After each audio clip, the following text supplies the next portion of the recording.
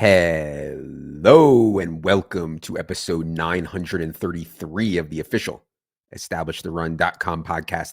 My name is Adam Levitan. I am one of the co-founders here at ETR, and we are coming off of the people are worried the computers have taken over DFS kind of week.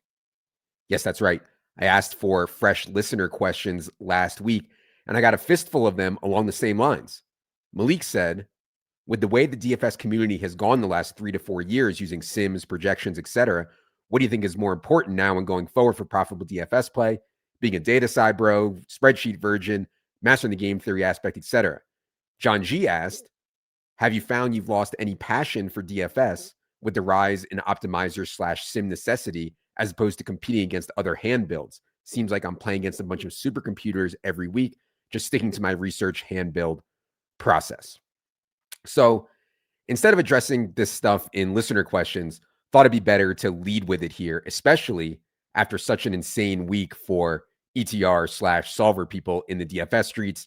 Shout out Brian Anderson, who won the $20 buy-in on DraftKings for $1 million. Can see his team on Twitter, insane team. Had someone win both power sweeps on DraftKings, the 150 buy-in, 3max. Taylor KB won the 3K on FanDuel for 100K. Brat and Dink had sweats. Wiggins had sweats. A bunch of other subscribers, etc. So, and I think like people are seeing this and being like, "Oh my God, they have the answers to the test." Or the computers have the answer to the test. I think it's important to understand a few things. So, first, sims are not the answers to the test. If you use sims, you are not guaranteed to win. Much like projections, much like projected ownership, much like optimizers, sims are simply another tool that we can use to try to make better DFS lineups. So let me explain further on this. Like before sims, we were basically trying to figure stuff out with backtesting and theories and seeing what worked. And honestly, that's fun. You know, at the very beginning of DFS, it was like, oh shit, I just realized that if I play my quarterback with a pass catcher, the correlation makes me much more likely to win a DFS tournament. That's pretty good. And then like in 2015, 2016, I remember talking to someone at a live final and they were like, I just realized that I should be playing my quarterback with 2 pass catchers. And I was like, yeah, that's actually interesting. And then somebody said 3. And then somebody said, oh shit, if someone on the opponent of my stack goes off, it's more likely my stack is pushed, making those better teams, you know? And then later, it got into the ownership leveling game. If Lamar Jackson and Zay Flowers are going to be 50% owned each, a 4% Derrick Henry is going to be a good play in tournaments. You know, I could keep going on all this stuff, but you get the point. Making a good DFS tournament lineup isn't just pick the best plays. It is create the best team for the tournament payout structure that you are playing and the opponents that you are facing. And so, yes, I did really love trying to figure this stuff out in my head. You know, what works, what doesn't. I don't think I was great at figuring it out, but trying is fun. Much like poker, you know, I could talk for hours about why free betting in this spot is good/bad, right? But now these days, you can put that spot into a computer program and it will tell you if your play is good or bad. Similarly, we now have sims in DFS. So I think there's like a big misconception about the way this works. The way sims work in DFS is based on our projections, we simulate the NFL games tens of thousands of times. At the same time, we are projecting field lineups that people will play in DFS contests. That stems from our ownership projections. This is all outrageously complex behind the scenes. Cost us an insane amount of money to develop, needed some NASA level math bros to do it. But the bottom line is now we can test lineups to see what's good or bad. Is Kyle Monangai a good play at 70%? Historically, before Sims, I would have been like, God, I don't know, man. He's a great play. Is he a great play at 70%? I don't know. But now that we have Sims, Leone did an entire show a couple Saturday nights ago. You should check that out. You know, at what level, or what type of teams can you play Monangai at 70%?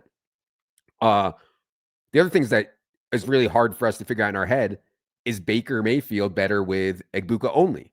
Or should it be Baker plus Egbuka plus Tez Johnson? Or Egbuka plus Tez plus Otten? Should Rashad White be in Baker stacks? Should we have a Patriots player? How many Patriots players?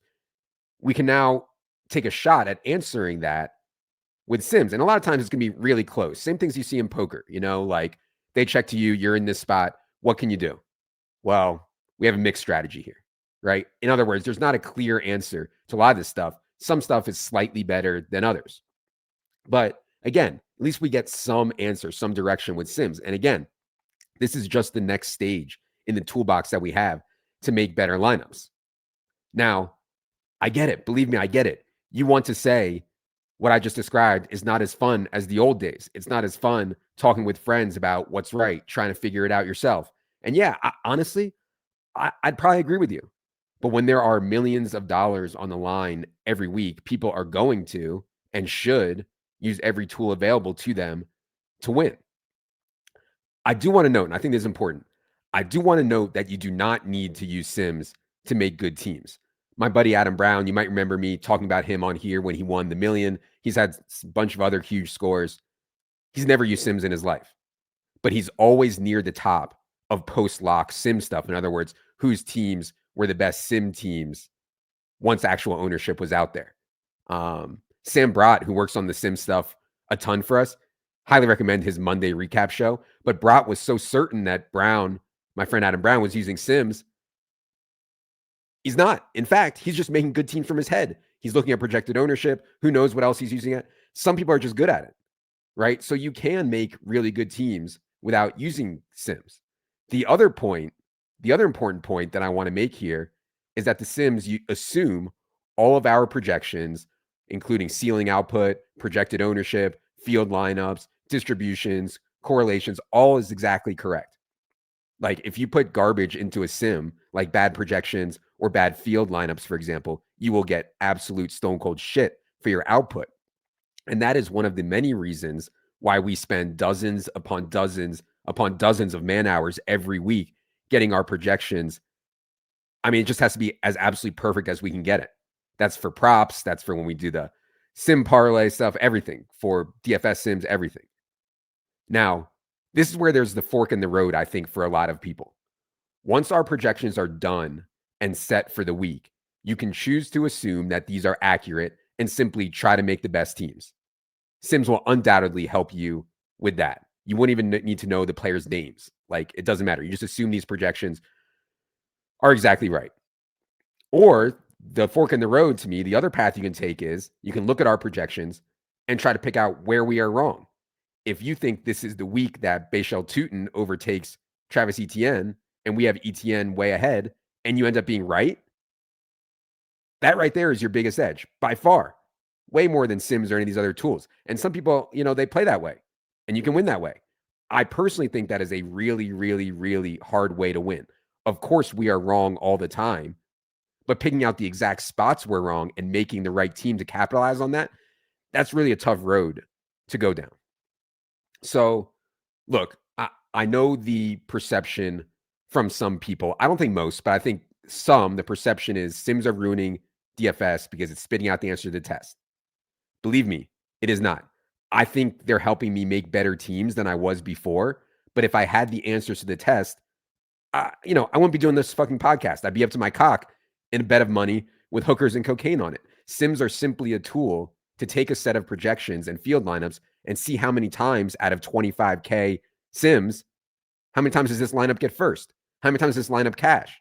What's the overall projected ROI? How many times did it finish in the top 1%?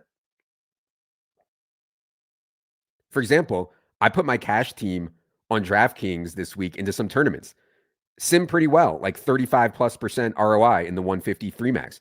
I never would have thought to put my cash team in GPP was viable before Sims. I never would have thought to play a Baker triple before Sims showed that it was good. And we can extend that to the player level. Like, I could not face clicking Davis Mills doubles this week. Leone showed how the Sims really like that play. Mills, Schultz, Nico Collins. It's not some black box that the Sim knows all about Texans and Davis Mills and his giraffe neck. It's that based on our projections for Mills, Schultz, and Nico, and based on our projected field lineups, those Davis Mills doubles were actually good teams. So, look, I got to move on here. I could talk about this all day. I don't think I really did a great job, to be honest, like explaining my thoughts around this stuff. Maybe I'll try again another time. But the part that I really rebel against is people saying, DFS, you don't even need to know ball anymore. It's just supercomputers. That could not be further from the truth. You have to know ball to know how to make the best projections. Because if you put bad projections into a sim, you're going to get crushed. Our projection system, model, algos is incredibly complex, but there is an insane amount of ball knowing going on in there. We have all kinds of levers that we pull for guys who are playing through injury, defensive matchups, who's going to play more between X running back and Y running back in this matchup, game plans, pace of play, coach speak stuff, changing roles, injury replacements. All of that stuff is ball knowing. We're trying to get to a number or numbers that is the best representation of that ball knowing. And that's still the most important thing for winning in DFS. The sims are merely a tool to make good teams after the ball knowing is complete. So I know I said a lot there. I hope that makes sense. I didn't do a great job. If people have any more questions about that, please don't hesitate. As for cash, DFS cash in week 10, it was a really tough slate, I thought, because all the best plays were also the most expensive plays. You know, somebody sent me a note on my cash lineup review article. They were like, hey, why didn't you play the top 2 wide receivers that were in top plays this week? And I was like, buddy, I wish I could. You know, can you ask DK to give me some more salary on my team? So I ended up deciding at the last minute to punt quarterback with Jacoby Brissett, just fading and praying the elite wide receivers failed or underwhelmed because I like the 4K wide receivers so much. Parker Washington, shout out Penn State. Tez Johnson, shout out dudes who weigh as much as me. And Juwan Johnson, shout out, finally looks healthy. That construction worked out well because JSN, Puka, and Amon Ra, they didn't go nuke. And I was also able to get McBride in with the 3 running backs that I wanted. So you can read more in the cash lineup review. Always free on the site. I mentioned earlier putting my cash team in tournaments and it's simming well. I just want to be clear. I don't think that's always going to be the case. My team this week in cash was a little bit contrarian, a little bit off the board. And it had a stack, you know, Brissett to McBride. My cash teams often won't have a stack. It just happened to work out that way this week. But that's going to be something that I'm going to keep testing in the sims. Like, here's my cash team.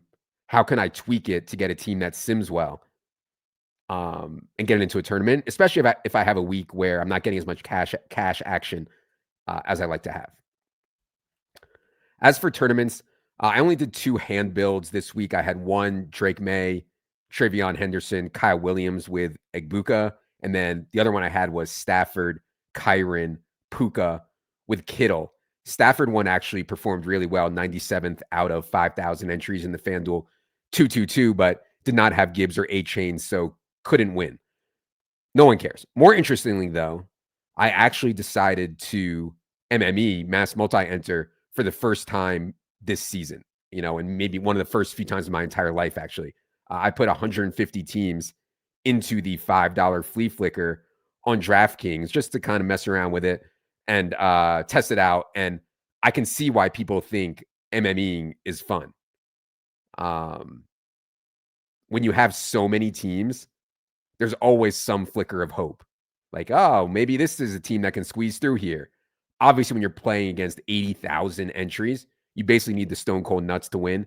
It's still so incredibly hard. But you know, just if people care, my process, and believe me, I'm not an MME bro whatsoever. You can watch Dink's videos like an actual professional MME guy and single entry guy. But yeah, my process as a total noob was go to Solver, go to the optimizer, adjust projections for guys that I like more or less than what we have, you know.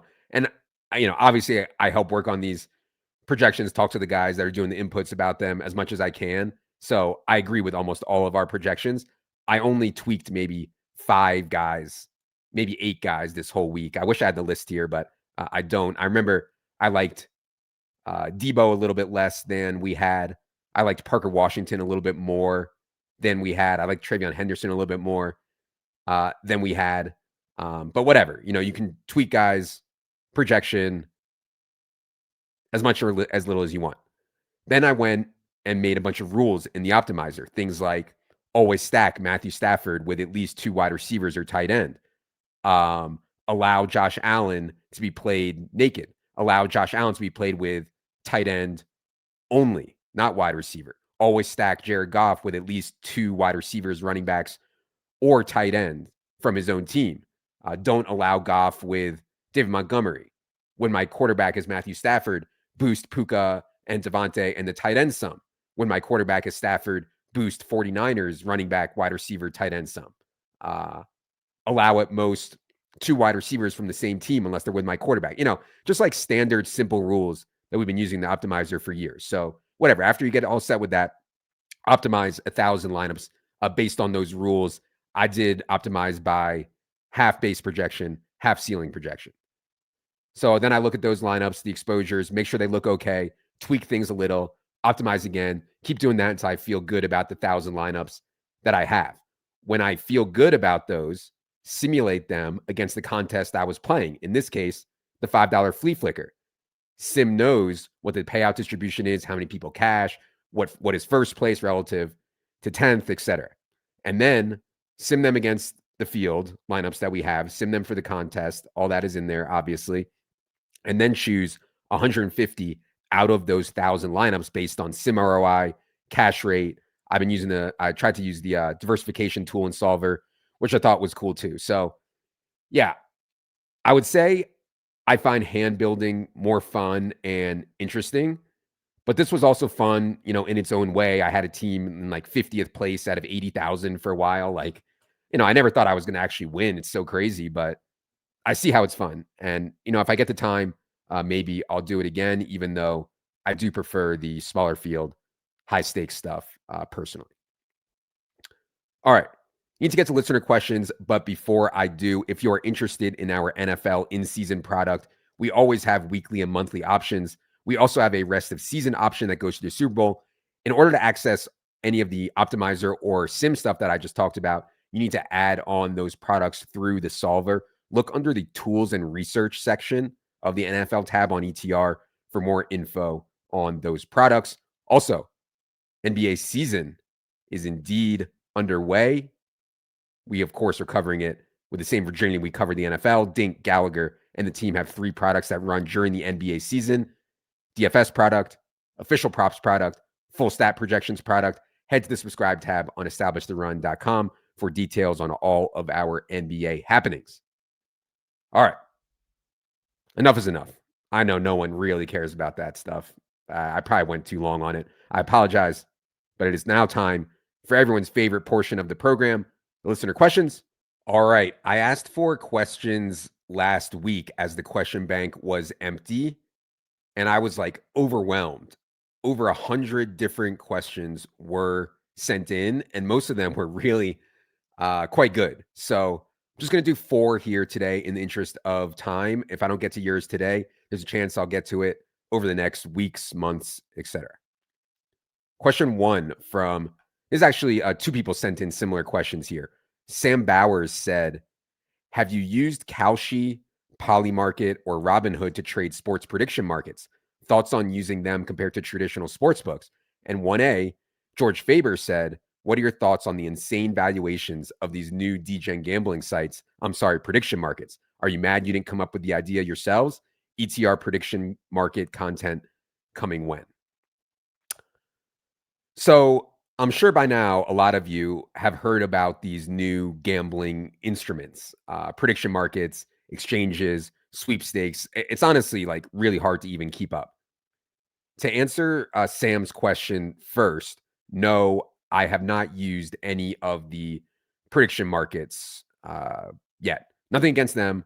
They just like really started blowing up after NFL started, and I just haven't found the time to really look at them hard. It's been on my list forever. I keep like a running list of things that I want to get to, and I'm always trying to get through it. And this has been like near the top forever. I just haven't gotten to it. So my first thought about this prediction market stuff is my first thought's always the same. Like top level, high level, more competition is better for consumers, period. If DraftKings and FanDuel are the only sports books in America, that is not good for consumers, for bettors. So, yes, I would welcome any competition at all. Maybe it forces the big guys to not limit people as much or to offer better pricing or less juice or maybe more promos or free bets or whatever. Obviously, all that stuff is good for the consumer. Clearly, though, I don't think I'm talking out of school if I say the reason prediction markets are so massively successful right now in sports is because they're offering sports betting in states that sports betting isn't legal. For those who don't know, if you live in California, Texas, Georgia, Florida, legal sports books like DraftKings and FanDuel and Caesars and MGM and Circa and Bet365 and everybody else, they can't operate there. But I guess prediction markets can. I honestly don't even know. I honestly don't even know what's going on. I shouldn't even say, but whatever. As a consumer, that's cool. Like, I don't give a shit. Like I said, any competition is good for the consumer. And maybe this ends up putting states' feet to the fire. If you want this money that people are going to gamble anyways on sports, then you better figure out a way to legalize online sports betting in your state and get that tax revenue. But at the same time, don't make the taxes so overbearing that we can't get competition in states. Because then you have people flying through in gray areas and stuff like that. So, anyways, like anything new, I am sure, or I would guess, that prediction market stuff is soft right now. I'm sure people who subscribe to any of our full stat subscriptions for various sports, I'm sure some of the sharps that subscribe to that are using that to make markets. Like, think about this. And we don't, have a public facing tool for our SGP calculator or parlay calculator. I can talk about that another time. But think about this. Let's say Portnoy puts out some dumb parlay on Twitter and they feature it on the DK app. Hundreds of thousands of people are betting it. He bets it, at 8-1. He has no idea what it should be, obviously. No, I mean, 99% of people betting have no idea what it should be. So he bets it at 8-1. In our sims, the same sim that we use for DFS, how many times out of 25,000 iterations of these games based on our projections does this Portnoy parlay hit? We do it the exact same way, same sim as DFS. In our sims, Portnoy puts it out at 8-1. In our sims, the true price is 20-1. I don't even know if I can do this on prediction markets or exchanges or whatever, but let's say we could go provide liquidity to that market and effectively act as the bookie. But we offer 12-1. So we're offering a massively better price than the 8-1 offered by the books. But we're still printing money because we make the true price 20-1 and we're offering it at 12-1. To me, like, that's like really interesting use case for sharp people who actually originate. So much of this top-down betting stuff and all this other nonsense, like the stuff that is sticky is going to be originating at a really high level. And I think that's kind of showing through on the exchange stuff. Although, again, I haven't looked at it, so maybe I shouldn't say. But my guess is that long-term or longer term, like any peer-to-peer market, it will get tougher. Instead of betting against DraftKings and FanDuel, who are trying to cover thousands of markets and are sharp, but maybe not the sharpest of the sharp, instead of betting against them on peer-to-peer, you might be betting against specialists. Like you're betting against Rufus in golf. He's the one posting his numbers and trading off them. Like that's going to be really hard to win. You might run up against Susquehanna, one of the most sophisticated financial institutions in the world. You might run up against us in NBA or NFL or college football props, And to be clear, we are not participating at all in the prediction market or exchange stuff, but I hope you get my point. So we'll see. I'm hopeful to get some time soon to really start messing around with this stuff.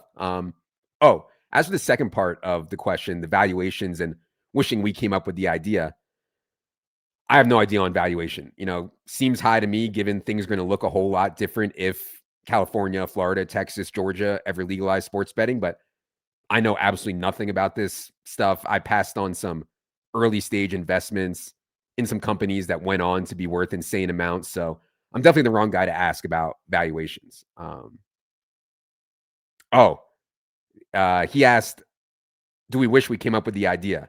No, definitely no regrets there. I mean, being in the crosshairs of regulators or attorney generals and being an operator, I mean, I wouldn't last a day. I'd be a wreck. The last thing that those of us on Team Smell the Roses need, if you live by the deathbed theorem, you do not regret taking on insane stress levels, insane time commitments in exchange for money. Just not worth it for me. But ton of respect for people who do it. They're like trying to hit grand slams. A lot of respect for it. It's just not for me.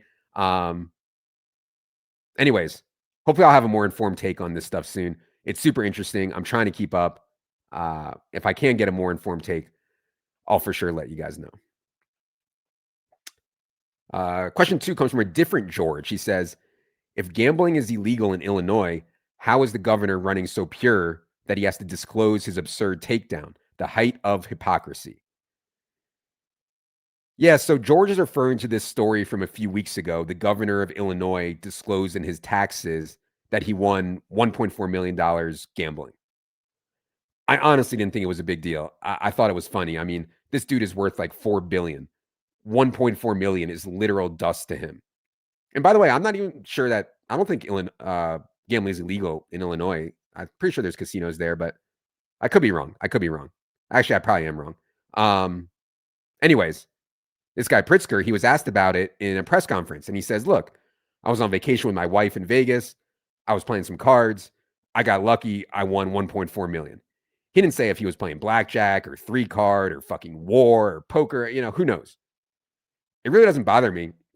My only thought was, man, I'd love to play a session with this guy. I mean, imagine how massive he's playing to just casually win 1.4 million. Like, what's next? He's got the hookers and the drugs. He just smoked a bong and now he's going to sleep. Like, could this dude really be #one of us? I mean, seems unlikely, but maybe.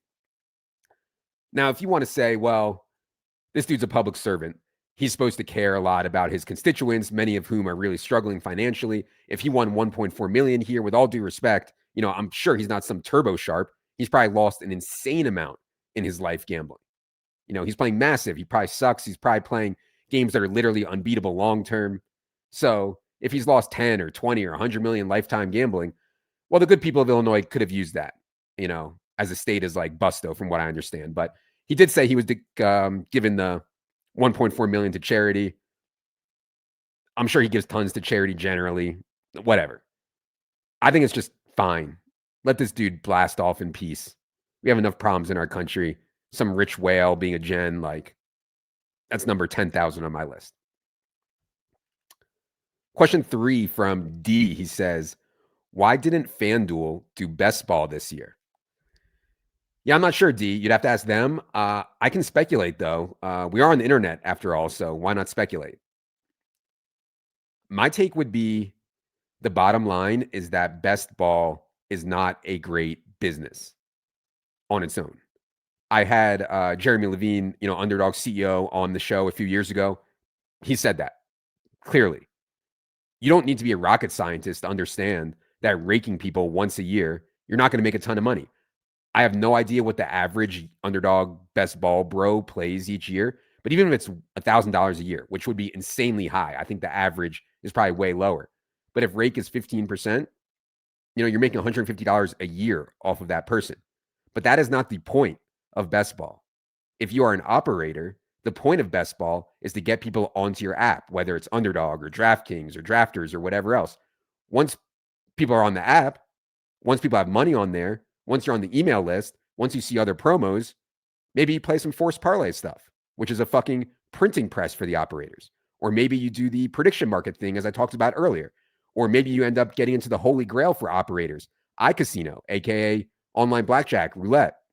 Maybe you get a best ball bro to eventually start playing blackjack on your site, and please don't do that, guys. I'm begging you not to play online blackjack and roulette. But so yeah, if I'm an operator, I do think that it's worth having a really good best ball product and putting money toward it and putting dev work towards it. Because when I am drafting best ball teams in the summer, I am on the app constantly. And then all season, I'm such a fucking gen that I'm constantly checking my best ball teams. I'm on the app constantly. So now, believe me, like, I get it. When you are running a business, you cannot do everything well. We've made some mistakes at ETR, just like widening our scope too wide, biting off more than we can chew. And that was a huge mistake that we've been trying hard to correct. So if you're making a priority list are you going to put time, energy, money, mind space toward the thing that makes hardly any money? Like Underdog's valuation, last I checked from a few months ago, was like 1.2 billion. I'd guess maybe 1% of that is due to best ball. 99% is due to forced parlay and the goal of becoming a big sports book. It would be insane to dedicate a lot of resources to the thing that accounts for 1% of your valuation. So I get that. I understand it's really hard. Spinning best ball off to another business, I don't know about that either because it's simply not a great business on its own. So back to the original question, we have seen FanDuel really start trying again in DFS. Promos, better contests, more contests, just paying more attention to DFS. Hopefully, maybe FanDuel will do the same thing with best ball. I hope they do.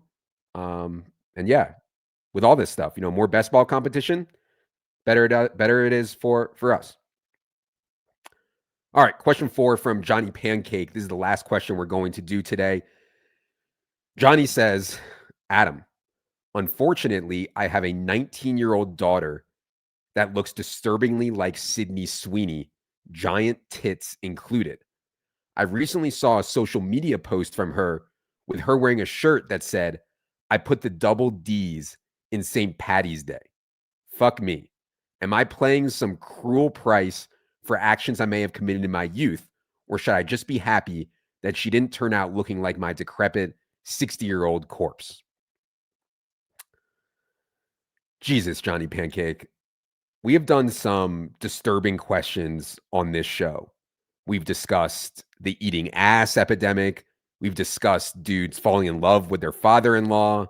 We've discussed what sexual positions are best for producing the desired gender of your offspring. But referring to your own daughter's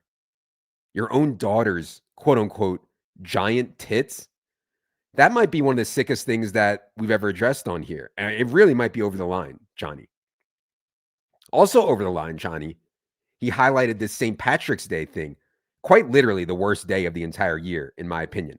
An entire day dedicated to people putting poison, literal poison, drinking it into their body until your body rejects it and they puke and acting like meatheads all the while. I mean, I remember when I lived in Philly, St. Patrick's Day was like some big thing. I didn't even know it was St. Patrick's Day. I'd just like mindlessly wander out into the street in my mesh shorts and cut off. I'm just trying to get a bacon, egg, and cheese on a poppy bagel. It's like 10:30 a.m. and these fucking buffoons are already hammered, harassing anyone not wearing green.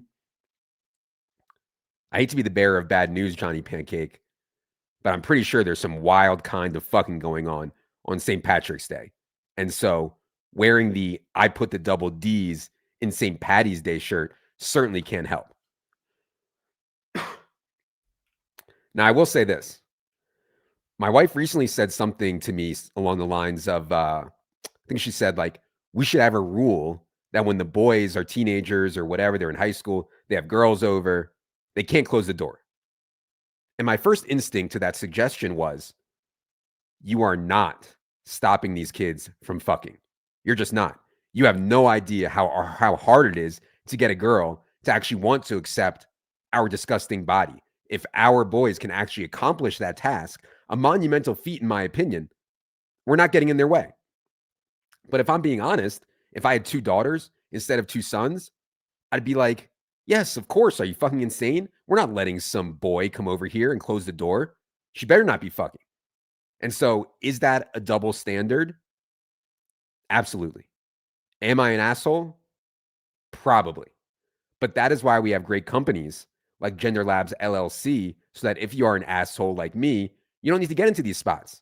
Gender Labs LLC, actually, I was just informed, going to win an award from Fortune magazine, one of the most influential Fortune 500,000 companies of our times. All right.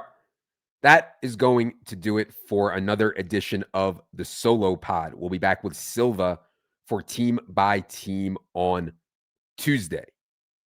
For producer Luke, for Jerry, the most beautiful beast in the world, I am Adam. Good luck, everybody.